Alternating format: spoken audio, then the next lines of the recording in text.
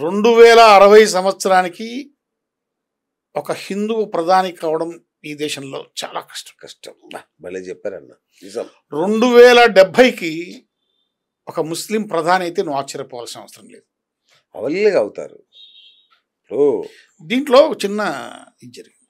Emergency టైంలో మేమిద్దరం మాకిద్దరు అని కుటుంబ నియంత్రణను పెట్టారు. పెడితే దాన్ని బలవంతంగా హిందువుల మీదనే రుద్దారు. క్రైస్తవులు కానీ ముస్లింలు కానీ దాని జోలికి పోలేదు, వాళ్ళ జోలికి వీళ్ళు పోలేదు. ఆ విధంగా నష్టపోయాం.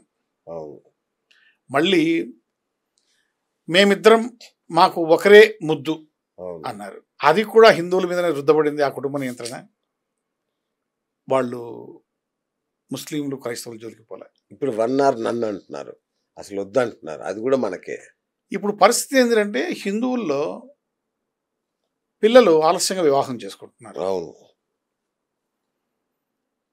వీళ్లకు ఆరోగ్యపరమైనటువంటి సమస్యలు వస్తున్నాయి.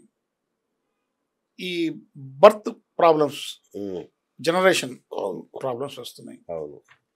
దాని విధంగా క్రమంగా జనాభా తగ్గిపోతూ ఉంది. ఆటిజం సమస్యలు వస్తున్నాయి, ఎన్ని సమస్యలు. సో ఈ జనాభా తగ్గిపోవడం వల్ల రేపు